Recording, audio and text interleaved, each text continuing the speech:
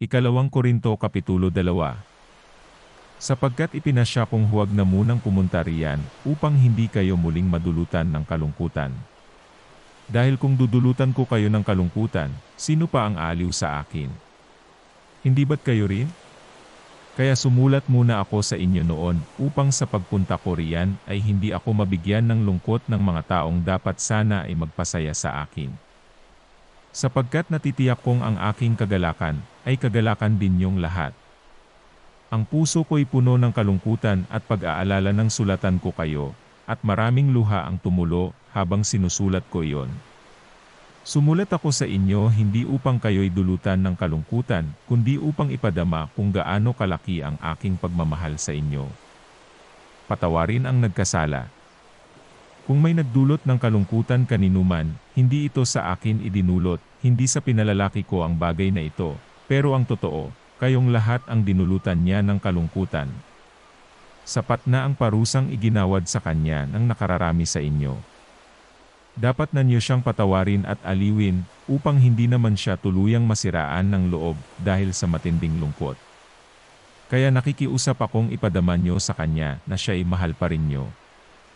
Ang isa pang dahilan ng pagsulat ko sa inyo noon ay upang subukin kayo at alamin kung sinusunod niyo ang lahat ng ipinangaral ko sa inyo. Ang sinumang pinatawad niyo ay pinatawad ko na rin.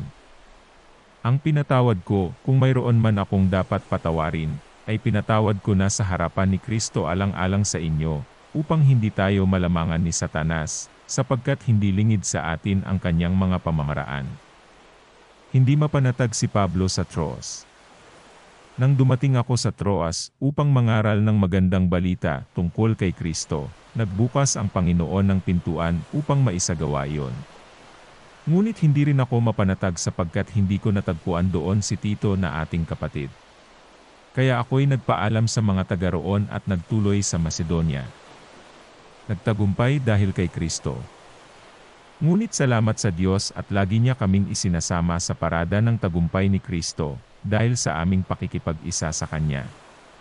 At sa pamamagitan namin ay pinalalaganap ng Diyos sa lahat ng dako ang mabangong halimuyak ng pagkakilala sa Kanya. Para kaming mabangong samyo ng insensong inihahandog ni Kristo sa Diyos, at nalalanghap naman ng mga naliligtas, at ng mga napapahamak. Sa mga napapahamak, ito'y parang alingasaw na nakamamatay, ngunit sa mga naliligtas, ito'y halimuyak na nagdudulot ng buhay. Sino ang may sapat na kakayahang gumawa ng mga bagay na ito? Hindi kami katulad ng marami na kinakalakal ang salita ng Diyos.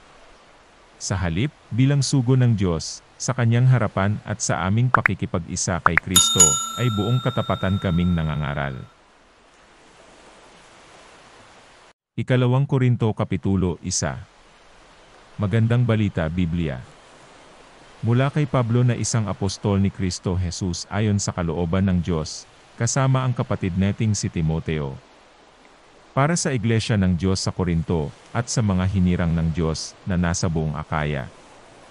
Sumainyo nawa ang pagpapala at ang kapayapaang mula sa Diyos na ating Ama, at sa Panginoong Hesukristo. Pasasalamat ni Pablo.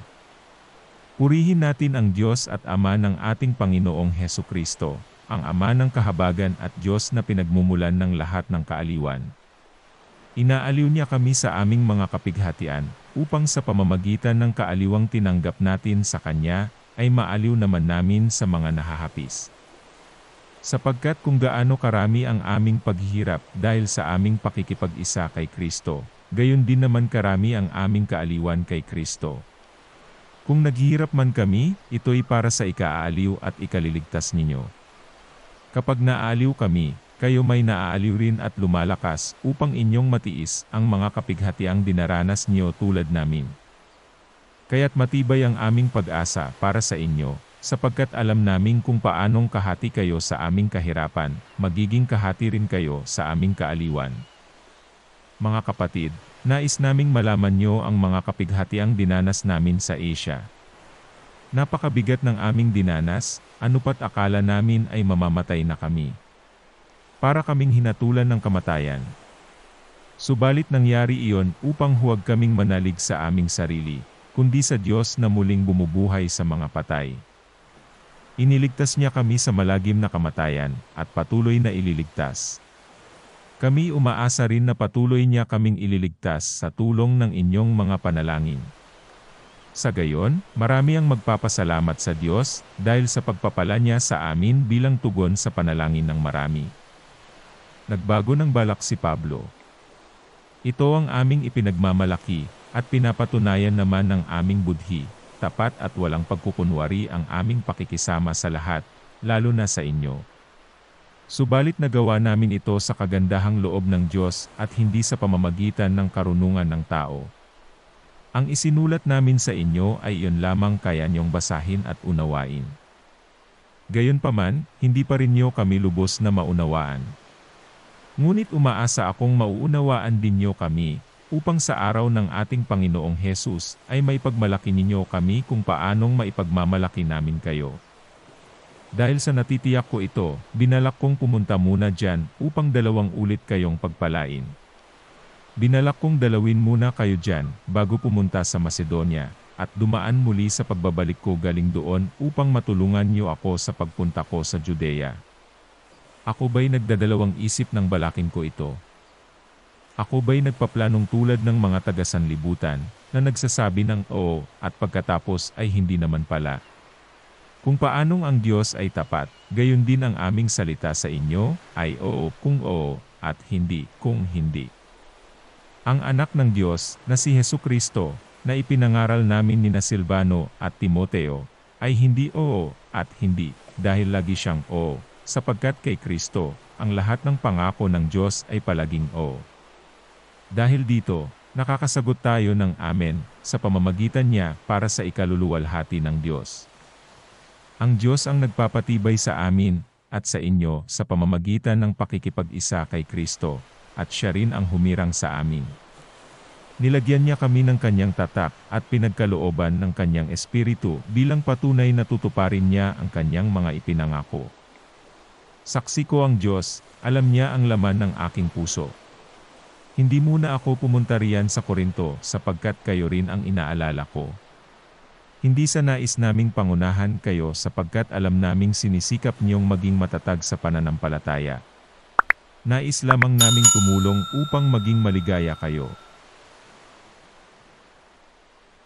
2 Korinto Kapitulo 3. Mga lingkod ng bagong tipan. Akala ba niyo'y pinupuri na naman namin ang aming sarili? Kami ba'y tulad ng iba na nangangailangan pa ng rekomendasyon para sa inyo o mula sa inyo? Kayo mismo ang aming sulat ng rekomendasyon. Nakasulat kayo sa aming puso upang makilala at mabasa ng lahat. Ipinapakita niyo na kayo ay sulat ni Kristo na ipinadala niya sa pamamagitan namin, hindi nakasulat sa tinta, kundi isinulat ng Espiritu ng Diyos na buhay, at hindi sa mga tapyas na bato kundi nakaukit sa puso ng mga tao. Nasasabi namin ito dahil kami ay may pagtitiwala sa Diyos sa pamamagitan ni Kristo. Kung sa aming sarili lamang ay wala kaming kakayahang gawin ito, subalit ang aming kakayahan ay kaloob ng Diyos. Binigyan niya kami ng kakayahang maging lingkod ng bagong tipan, isang kasunduang hindi ayon sa kautusang nakasulat kundi ayon sa Espiritu. Sapagkat ang kautusang nakasulat ay nagdudulot ng kamatayan, ngunit ang Espiritu ay nagbibigay buhay. Nang ibigay ang kautusang nakaukit sa mga tapyas ng bato, nahayag ang kaluwalhatian ng Diyos, kaya nga hindi matingnan ng mga Israelita ang mukha ni Moises, kahit na ang liwanag na iyon sa mukha niya ay pansamantala lamang. Kung ang paglilingkod na batay sa kautusang nakaukit sa bato, at nagdadala ng kamatayan, ay dumating na may kalakip na gayong kaluwalhatian, gaano pa kaya ang kaluwalhatian ng paglilingkod ayon sa Espiritu? Kung may kaluwalhatian ang paglilingkod na nagdudulot ng hatol na kamatayan, lalo pang maluwalhati ang paglilingkod na nagdudulot ng pagpapawalang sala. Dahil dito, masasabi nating ang dating kaluwalhatian ay wala na, sapagkat napalitan na ito ng higit na maluwalhati. Kung may kaluwalhatian ang lumilipas, lalong higit ang kaluwalhatian ng nananatili magpakailanman. Dahil sa pag-asa namin yan, malakas ang aming loob. Hindi kami tulad ni Moises na nagtalukbong ng mukha para hindi makita ng mga Israelita ang paglipas ng kaluwalhatiang iyon. Ngunit naging matigas ang kanilang ulo, kaya't hanggang ngayon nananatili ang talukbong na iyon habang binabasa nila ang lumang tipan. Maaalis lamang ang talukbong na iyon sa pakikipag-isa kay Kristo. Hanggang ngayon, may talukbong pa ang kanilang isip tuwing binabasa nila ang mga aklat ni Moises. Ngunit kapag lumapit ang tao sa Panginoon, naalis ang talukbong. Ang Panginoong binabanggit dito ay ang Espiritu, at kung nasaan ang Espiritu ng Panginoon ay mayroong kalayaan. At ngayong naalis na ang talukbong, nagniningning sa ating mga mukha ang kaluwalhatian ng Panginoon.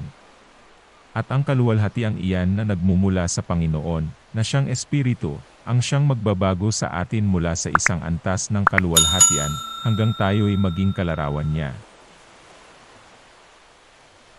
Ikalawang Korinto Kapitulo 4. Kayamanang espiritual sa sisidlang yari sa putik. Dahil sa habag ng Diyos, ibinigay niya sa amin ang paglilingkod na ito, kaya't hindi humihina ang aming loob. Tinalikuran namin ang lahat ng lihim at kahiyahiyang gawain. Hindi kami nanloloko ng mga tao, at hindi namin pinipilipit ang salita ng Diyos. Sa halip, hayagan naming ipinapangaral ang katotohanan. Kaya't maaari kaming suriin ni numan sa harapan ng Diyos. Kung may talukbong pa ang magandang balitang ipinapahayag namin, ito'y may talukbong lamang sa mga napapahamak.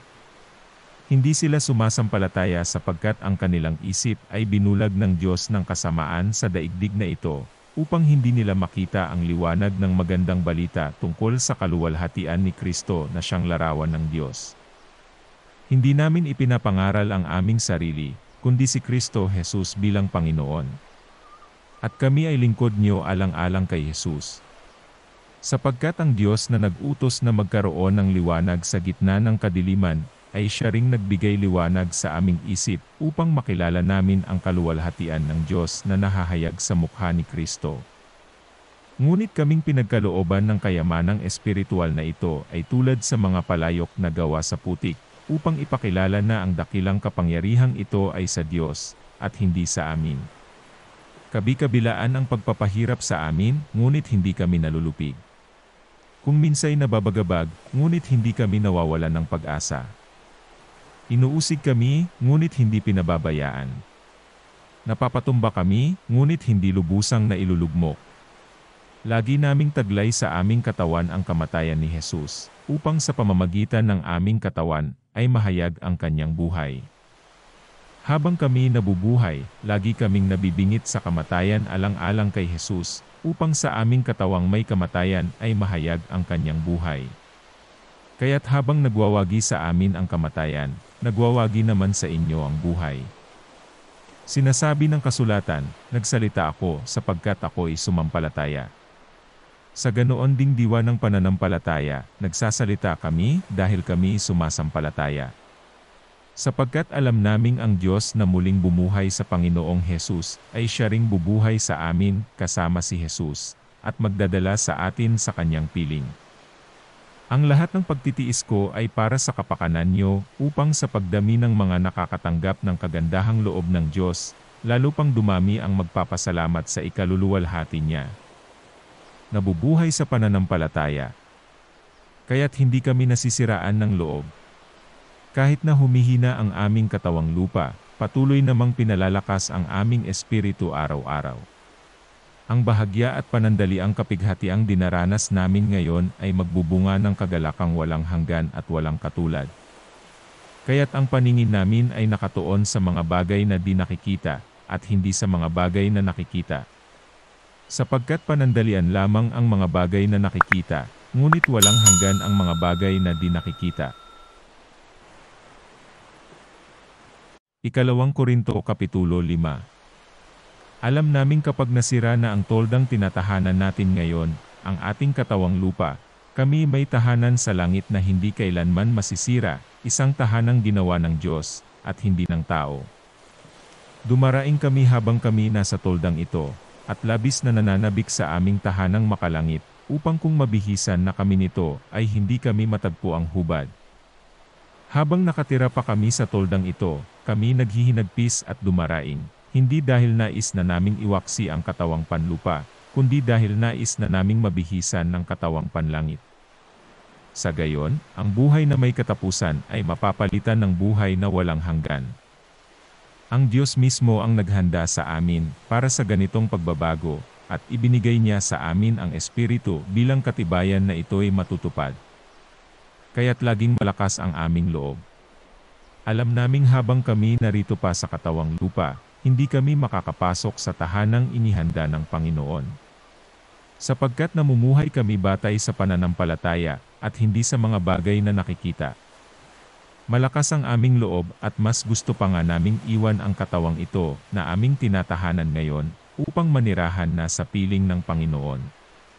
Kaya naman, ang pinakananais namin ay maging kalugod-lugod sa Kanya, maging nasa katawang lupa o maging nasa piling na Niya. Sapagkat lahat tayo'y haharap sa hukuman ni Kristo at tatanggap ng nararapat ayon sa ating mga gawang mabuti o masama, nang tayo'y nabubuhay pa sa katawang ito. Pakikipagkaibigan sa Diyos sa pamamagitan ni Kristo. Kaya nga, dahil may takot kami sa Panginoon, sinisikap naming hikayatin ang mga tao na manumbalik sa Kanya. Alam ng Diyos ang tunay naming pagkatao, at inaasahan kong kilalang kilala rin niyo ako. Hindi dahil sa nais naming ipagmalaking muli sa inyo ang aming sarili, kundi nais naming bigyan kayo ng dahilan upang kami maipagmalaki nyo, nang sa gayon ay masagot nyo ang mga taong walang ipinagmamalaki kundi ang mga bagay na panlabas at hindi ang tunay na pagkatao. Kung kami parang nasisiraan ng isip, iyon ay alang-alang sa Diyos. At kung matino naman kami, yan ay para sa kapakanan nyo. Ang pag-ibig ni Kristo ang naghahari sa amin, sapagkat natitiyak naming may isang namatay para sa lahat, kung kaya't ang lahat ay maibibilang ng patay. Namatay siya para sa lahat upang ang mga nabubuhay ngayon ay huwag nang mabuhay para sa sarili, kundi para kay Kristo na namatay at muling nabuhay para sa kanila. Kaya ngayon, ang pagtingin namin sa bawat tao ay hindi na batay sa sukatan ng tao. Noong una ay ganoon ang aming pagkakilala kay Kristo, ngunit ngayoy hindi na. Kaya't kung nakipag-isa na kay Kristo ang isang tao, isa na siyang bagong nilalang. Wala na ang dati niyang pagkatao, sa halip, ito'y napalitan na ng bago. Ang Diyos ang gumawa ng lahat ng ito. Sa pamamagitan ni Kristo, ibinilang niya kaming mga kaibigan at hindi nakaaway, at pinagkatiwalaan niya kami upang maglingkod nang sa gayon ang mga tao ay maging kaibigan rin niya. Ang ibig sabihin, sa pamamagitan ni Kristo, ang mga tao'y ibinilang ng Diyos na kaibigan, at hindi na niya tinatandaan ang kanilang mga kasalanan. At kami naman ay inatasan niyang ipamalita ito. Kaya nga, kami mga sugo ni Kristo, ang Diyos mismo ang nakikiusap sa inyo sa pamamagitan namin. Kami nakikiusap sa inyo alang-alang kay Kristo, makipagkasundo kayo sa Diyos. Hindi nagkasala si Kristo, ngunit alang-alang sa atin, siya'y itinuring na makasalanan upang sa pakikipag-isa natin sa Kanya, ay maging matuwid tayo sa harap ng Diyos. Ikalawang Korinto Kabanata 6. Yamang kami magkakasama sa gawain ng Diyos, nakikiusap kami sa inyo, na huwag niyong sayangin ang kagandahang loob na ibinibigay sa inyo ng Diyos. Sapagkat sinasabi niya, sa kaukulang panahon ay pinakinggan kita. Sa araw ng pagliligtas, sinaklolohan kita. Ngayon na ang kaukulang panahon. Ito na ang araw ng pagliligtas. Iniwasan naming makagawa ng anumang makakahadlang kaninuman upang hindi mapulaan ang aming paglilingkod. Sa halip, sa lahat ng paraan sinisikap naming ipakita ang aming katapatan bilang mga lingkod ng Diyos. Kami matyagang nagtiis sa lahat ng uri ng kahirapan, kapighatian, at mga kagipitan. Kami hinagupit, ibinilanggo at binugbog. Naranasan namin ang magtrabaho ng labis, mapuyat at magutom. Namuhay kami ng malinis, may kaalaman, pagtitiis, kabutihan, patnubay ng Espiritu Santo, tunay na pag-ibig, tapat na pananalita, at kapangyarihan ng Diyos. Ang pagiging matuwid ang siya naming sandatang panlaban at panangga. Naranasan naming maparangalan at ipahiya, ang laitin at papurihan.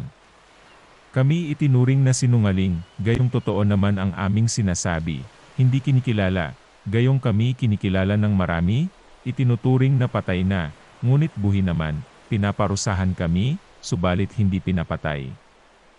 Ang tingin sa amin ay nalulungkot, gayong kami laging nagagalak, mga dukha, ngunit marami kaming pinapayaman, mga walang-wala, ngunit sagana sa lahat ng bagay.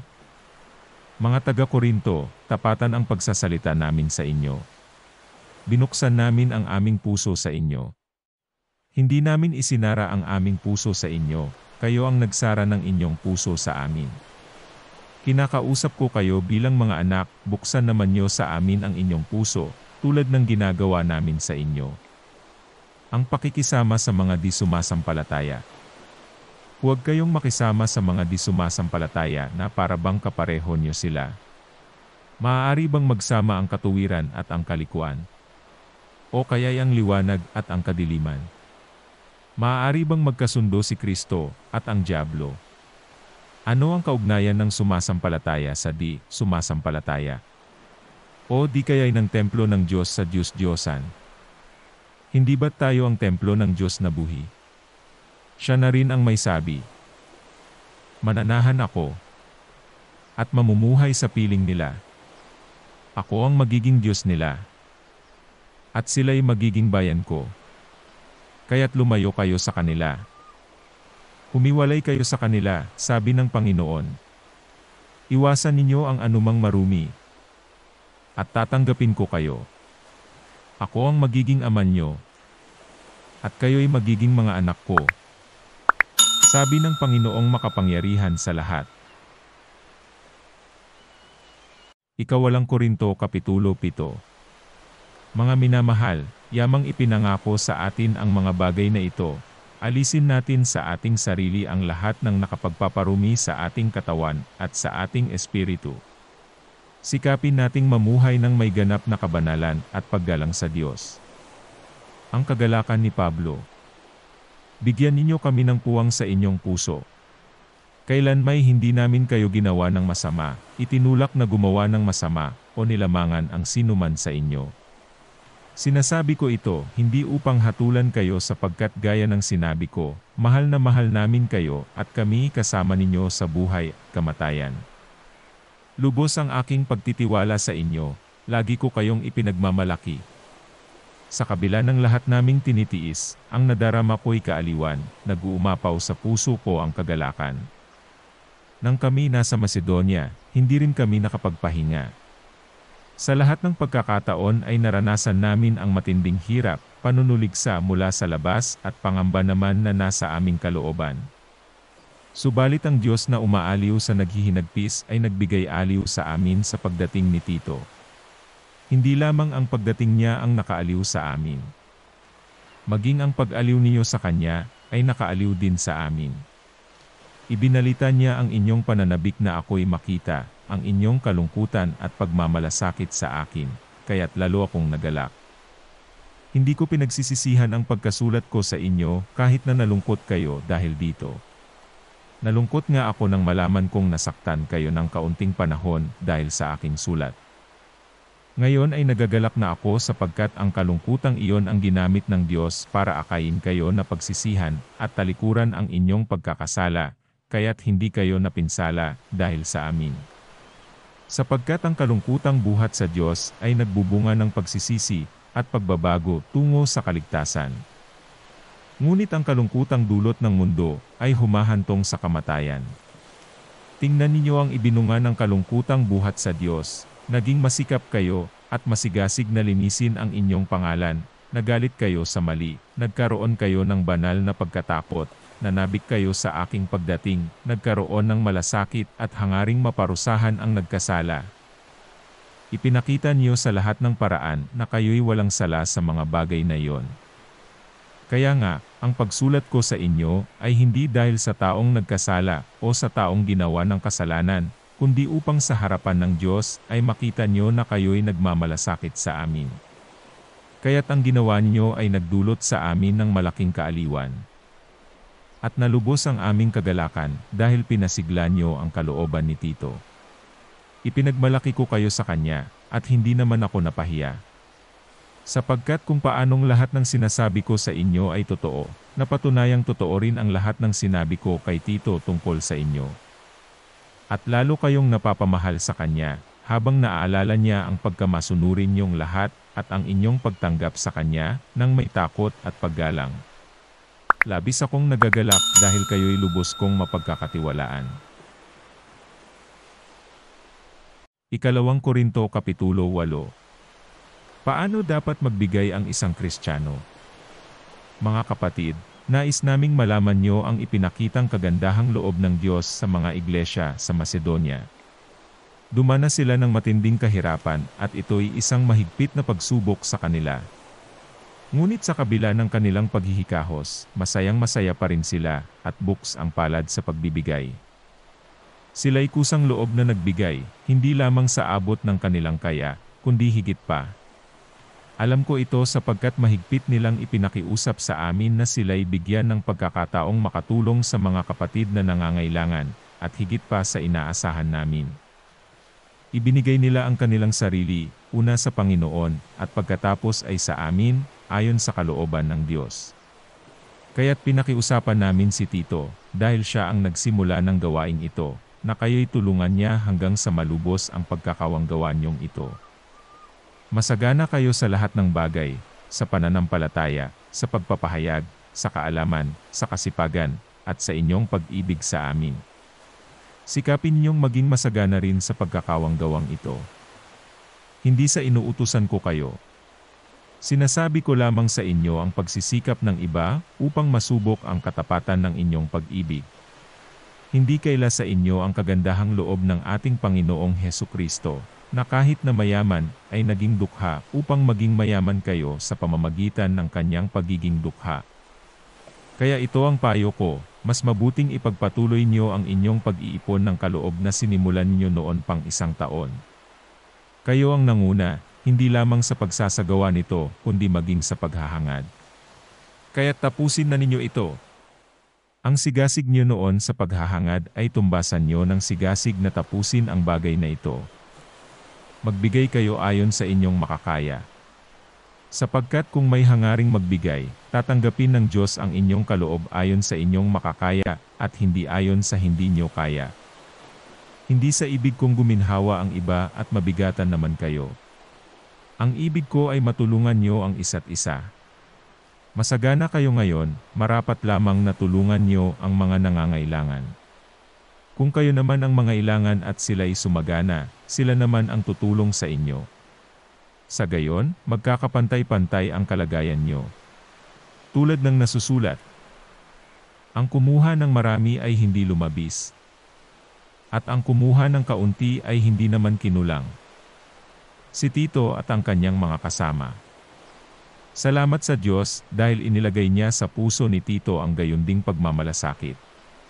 Hindi lamang niya pinaunlakan ang aming pakiusap, kundi sa kagustuhang makatulong sa inyo, nagpresenta pang siya ang pupunta riyan. Pinasama namin sa kanya ang kapatid na kilala sa lahat ng iglesia, dahil sa kanyang pangangaral ng magandang balita. Hindi lamang iyan. Siya'y pinili ng mga iglesia, upang maglakbay kasama namin, at tulungan kami sa pangangasiwa sa gawaing ito. Ang ganitong pagkakawanggawa, ay para sa ikaluluwalhati ng Panginoon at upang maipakita ang aming hangaring makatulong. Nag-iingat kami upang walang masabi ang sinuman tungkol sa pangangasiwa namin sa masaganang kaloob na ito. Ang layunin namin ay gawin kung ano ang marangal, hindi lamang sa paningin ng Panginoon, kundi maging sa paningin ng mga tao. Kaya isinusugo naming kasama nila ang isa pa nating kapatid na subok na namin sa maraming pagkakataon, at lalong masigasig sa pagtulong ngayon dahil sa malaking tiwala niya sa inyo. Tungkol kay Tito, siya ang kasama ko at kamanggagawa sa pagtulong sa inyo. Tungkol naman sa mga kapatid na kasama niya, sila'y mga kinatawan ng mga iglesia sa ikararangal ni Kristo. Kaya't ipadama niyo sa kanila ang matapat niyong pag-ibig upang makita ng mga iglesia na hindi kami nagkamali sa pagmamalaki tungkol sa inyo. Ikalawang Korinto Kapitulo 9. Tulong sa mga kapatid na nangangailangan. Hindi na kailangang sumulat pa ako sa inyo tungkol sa pagtulong sa mga kapatid sa iglesia. Alam kong handa na kayong tumulong, kaya't ipinagmamalaki ko kayo sa mga taga-Macedonia. Ang sabi ko'y handa na kayong mga taga-Akaya noon pang nakaraang taon, at dahil dito ay lalo silang sumigla sa pagtulong. Kaya't pinapapunta ko riyan ang mga kapatid na ito, upang mapatunayang tama ang aming pagmamalaki tungkol sa inyo, at nang maihanda na ninyo ang inyong tulong, gaya ng sinabi ko. Kung hindi, kung may mga taga-Macedonia na sumama sa akin, at makita nilang hindi pala kayo handa, baka mapahiya ako at pati kayo. Kaya't pinakiusapan ko ang mga kapatid na mauna riyan, upang maihanda ang tulong na ipinangako ninyo. Sa gayon, makikita na talagang kusang loob ang pagbibigay nyo, at hindi sa pilitan. Ito ang ibig kong sabihin, ang nagtatanim ng kakaunti, ay aani ng kakaunti, at ang nagtatanim ng marami, ay aani ng marami. Ang bawat isa ay dapat magbigay ayon sa kanyang pasya, maluwag sa loob, at hindi napipilitan lamang, sapagkat iniibig ng Diyos ang nagbibigay ng may kagalakan. Magagawa ng Diyos na pasaganain kayo sa lahat ng bagay, at higit pa sa inyong pangangailangan, upang sumagana kayo para sa mabubuting gawa. Tulad ng nasusulat, siya'y masaganang nagbibigay sa mga dukha. Ang kanyang kabutihan ay walang hanggan. Ang Diyos na nagbibigay ng binhing itatanim at tinapay na makakain, ang siya ring magbibigay sa inyo ng binhi, at magpapalago nito, upang magbunga ng sagana ang inyong kabutihang loob. Pasasaganain niya kayo sa lahat ng bagay, upang mas marami ang inyong matulungan. Sa gayon, lalong darami ang magpapasalamat sa Diyos, dahil sa inyong tulong na dadalhin namin sa kanila. Ang paglilingkod niyo, upang tumulong sa mga kapatid ay hindi lamang makakatugon sa kanilang pangangailangan, kundi magiging dahilan pa ng nag-uumapaw na pagpapasalamat nila sa Diyos. Ang bukas palad niyong pagbibigay sa kanila, at sa lahat ang siyang magpapatunay na matapat niyong sinusunod ang magandang balita ni Kristo. Dahil diyan, magpupuri sila sa Diyos. Kaya't buong pagmamahal nila kayong ipapanalangin, dahil sa di masukat na kagandahang loob ng Diyos sa inyo. Salamat sa Diyos dahil sa kanyang kaloob na walang kapantay. Ikalawang Korinto Kapitulo 10. Ipinagtanggol ni Pablo ang kanyang paglilingkod. Akong si Pablo, na ang sabi ng ilan ay mapagpakumbaba, at mabait kapag kaharap niyo, ngunit matapang kapag wala riyan, ay nakikiusap sa inyo, alang-alang sa kababaang loob at kabutihan ni Kristo. Ipinapakiusap kong huwag niyo akong piliting magsalita ng mabigat, pagdating ko riyan, dahil kaya kong gawin yon sa mga nagsasabing kami namumuhay ayon sa pamamaraan ng mundong ito. Kung nabubuhay man kami sa mundong ito, hindi naman kami nakikipaglaban ayon sa pamamaraan ng mundong ito. Ang sandata namin sa pakikipaglaban ay hindi makamundo, kundi ang kapangyarihan ng Diyos na nakakapagpabagsak ng mga kuta. Sinisira namin ang mga maling pangangatuwiran, ginagapi namin ang lahat ng pagmamataas laban sa kaalaman tungkol sa Diyos, at binibihag namin ang lahat ng isipan upang matutong sumunod kay Kristo. Kapag lubos na ang inyong pagsunod, nakahanda kaming parusahan ang lahat ng mga ayaw sumunod. Ang mga bagay na panlabas lamang ang tinitingnan nyo. Kung naniniwala ang sinuman na siya'y nakipag-isa kay Kristo, isipin niyang kami man, tulad niya, ay nakipag-isa rin kay Kristo. Ipagmalaki ko man ang kapangyarihang ibinigay sa amin ng Diyos sa ikakatibay niyo, at hindi sa ikapapahamak, hindi ako mapapahiya. Huwag ninyong isiping tinatakot ko kayo sa mga sulat ko. Sinasabi ng ilan na sa mga sulat ko lamang ako matapang, ngunit kapag kaharap na may mahina, at ang mga salita'y walang kwenta. Dapat malaman ng mga taong nagsasabi ng ganyan na kung ano ang sinasabi namin sa sulat ngayong wala kami riyan, ay siya rin naming gagawin kapag kaharap na ninyo kami. Hindi kami nangangahas na ipantay o ihambing man lamang ang aming sarili sa ilang nagbubuhat ng sariling bangko. Napakahangal nila. Ang sarili rin nila ang ginagawa nilang sukatan at pamantayan ng kanilang sarili. Hindi kami lalampas sa hangganang ibinigay ng Diyos para sa gawaing itinakda niya sa amin, at kasama riyan ang gawain namin sa inyo. Hindi kami lumampas sa hangganang iyon gayong kami ang unang pumunta riyan sa inyo dala ang magandang balita tungkol kay Kristo. Hindi kami lumalampas sa hangganan sa pamamagitan ng pagyayabang sa pinaghirapan ng iba. Sa halip, umaasa kaming tatatag ang inyong pananampalataya sa Diyos, at dahil diyan ay lalawak pa ang aming saklaw sa inyo. Sa gayon, maipapangaral namin ang magandang balita sa ibang mga lupain, hindi lamang sa inyo, nang hindi ipinagyayabang ang pinaghirapan ng iba. Tulad ng sinasabi sa kasulatan, kung may nais magmalaki, ang ipagmalaki niya ay ang ginawa ng Panginoon. Hindi ang taong pumupuri sa sarili ang katanggap-tanggap, kundi ang taong pinupuri ng Panginoon. Ikalawang Korinto Kapitulo 11. Si Pablo at ang mga huwad na apostol. Ipagpaumanhin niyo ang aking kaunting kahangalan. Nag-aalala ako sa inyo tulad ng pag-aalala ng Diyos. Ang katulad niyo ay isang malinis na dalagang ipinakipagtipan ko sa isang lalaki, walang iba kundi si Kristo. Ngunit nag-aalala akong baka malason ang inyong isipan, at mailayo kayo sa tapat, at dalisay, na pananampalataya kay Kristo, tulad ni Eva na nalinlang ng ahas. Sapagkat malugod niyong tinatanggap ang sinumang dumarating, at may Jesus na ipinangangaral na iba sa ipinangaral namin. Tinatanggap niyo ang espiritu at aral na iba sa itinuro namin sa inyo.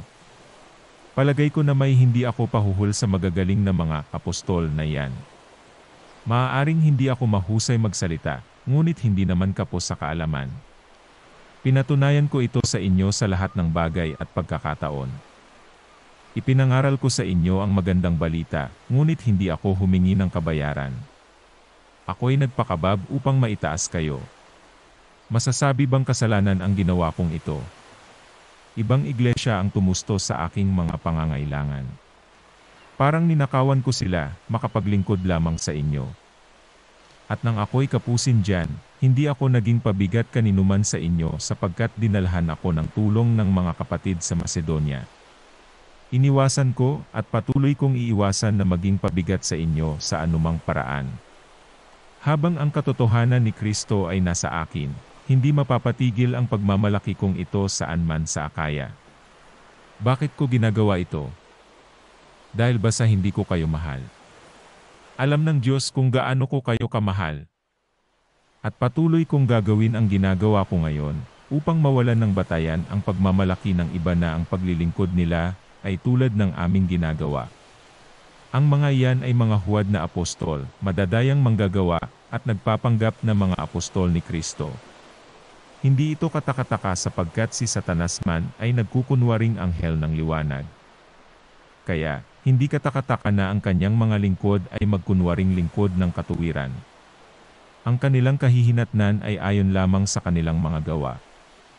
Mga tiniis ni Pablo bilang apostol. Inuulit ko, huwag isipin ninuman na ako'y hangal.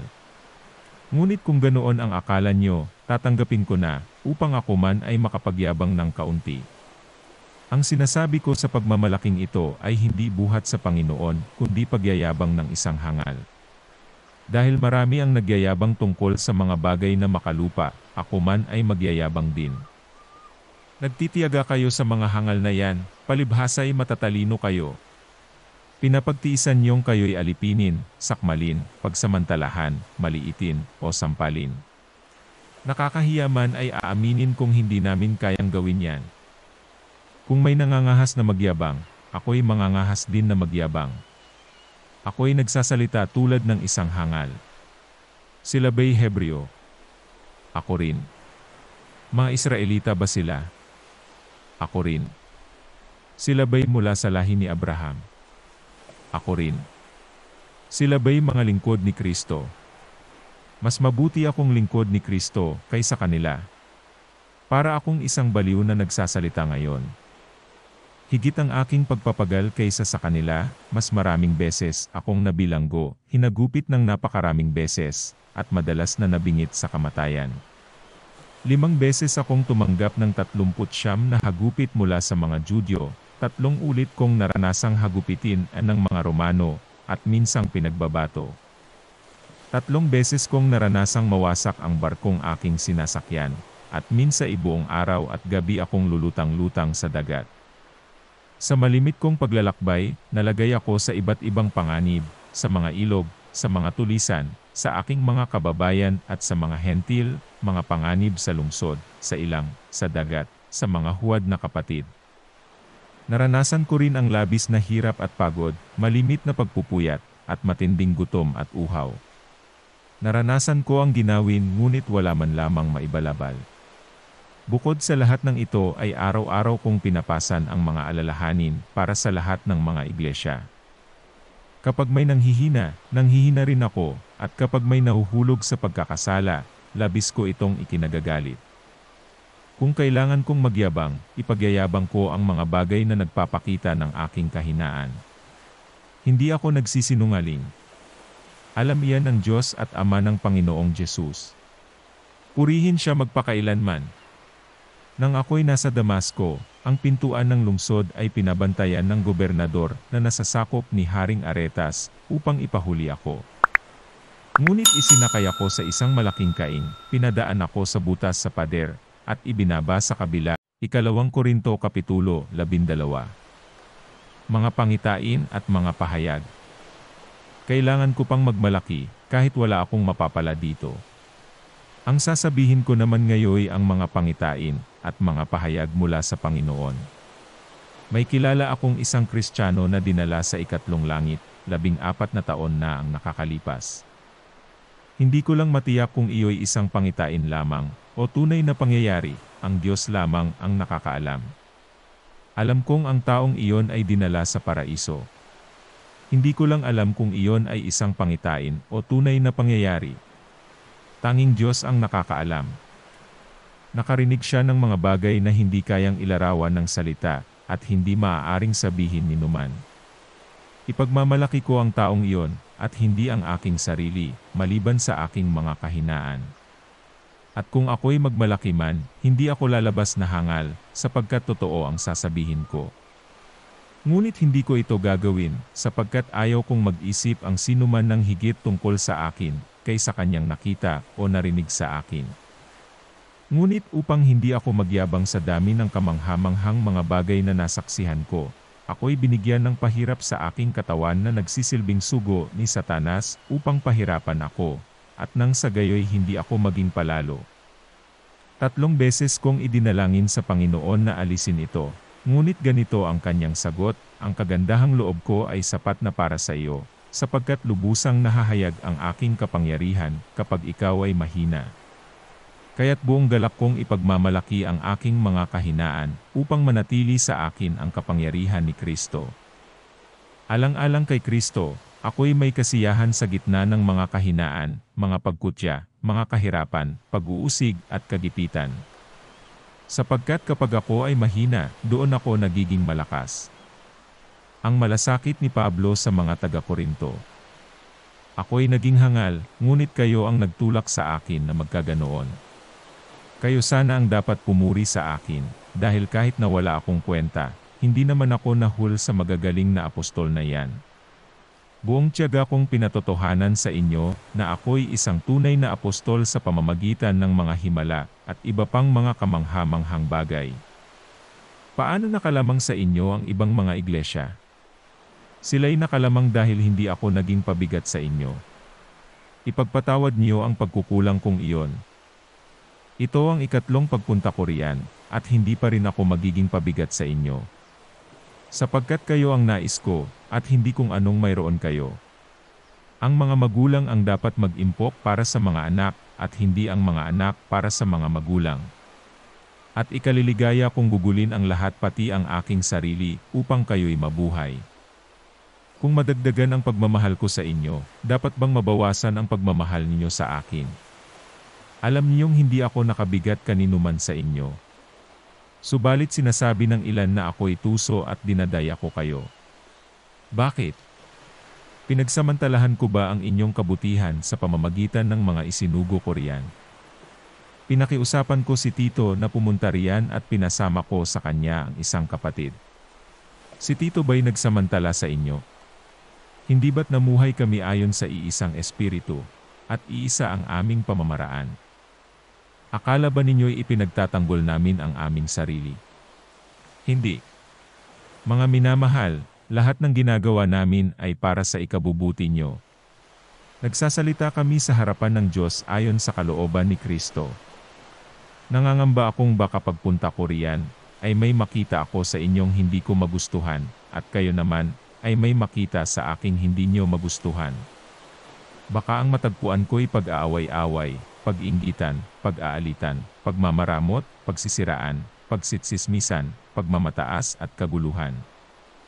Nangangamba ako na pagpunta kong muli riyan, hiyain ako ng aking Diyos sa harapan ninyo, at itatangis ko ang karumihan, pakikiapid at kahalayang hindi pa pinagsisihan, at tinatalikuran ng marami sa inyo. Ikalawang Korinto Kapitulo 13. Pangwakas na babala at mga pagbati. Ito ang ikatlong pagpunta ko riyan. Ang anumang sumbong ay kailangang patunayan ng 2 o 3 saksi. Ngayong ako'y wala riyan. Inuulit ko sa mga nagkasala, at sa iba pa, ang sinabi ko noong pangalawang dalaw ko, hindi ako mag-aatubiling parusahan sila pagdating ko riyan. Gagawin ko ito upang patunayan sa inyong si Kristo ay nagsasalita sa pamamagitan ko. Hindi siya mahina sa pakikitungo sa inyo, kundi makapangyarihan. Kahit na siya'y mahina ng ipako sa krus, nabubuhay siya ngayon sa kapangyarihan ng Diyos. Dahil sa pakikipag-isa namin sa Kanya, kami mahina rin, ngunit sa pakikitungo sa inyo, kami ay nabubuhay na kasama niya sa pamamagitan ng kapangyarihan ng Diyos. Subukin niyo ang inyong mga sarili kung kayo'y namumuhay ayon sa pananampalataya. Suriin niyo ang inyong sarili. Hindi ba niyo nalalamang nasa inyo si Kristo Jesus? Maliban na lang kung kayo'y mga bigo sa pagsubok. Umaasa akong makikita rin niyo na hindi kami bigo. Idinadalangin namin sa Diyos na sana'y huwag kayong gumawa ng masama, hindi upang palabasing kami tama, kundi upang magawa ninyo ang mabuti, kahit lumitaw na kami na bigo. Sapagkat para sa katotohanan lamang ang maaari naming gawin at hindi laban sa katotohanan. Kami nagagalak kapag kami ay mahina at kayo naman ay malakas. Kaya't idinadalangin namin kayo'y maging ganap. Isinusulat ko ang mga bagay na ito habang ako'y wala pa riyan, upang sa aking pagdating, hindi na kailangan pang magpakita ako ng bagsik sa paggamit ng kapangyarihang ibinigay sa akin ng Panginoon. Ang kapangyarihang ito'y ibinigay sa akin, upang kayo'y tumibay, at hindi upang kayo'y masira. Mga kapatid, paalam na sa inyo. Sikapin niyong maging ganap at sundin niyo ang mga payo ko, magkaisa na kayo, at mamuhay ng payapa. Sa gayon, sa inyo ang Diyos ng pag-ibig at kapayapaan. Magbatian kayo bilang magkakapatid na nagmamahalan. Kinukumusta kayo ng lahat ng mga kabilang sa sambayanan ng Diyos. Naway sumainyong lahat ang kagandahang loob ng Panginoong Jesucristo, at ang pag-ibig ng Diyos, at ang pakikisama ng Espiritu Santo.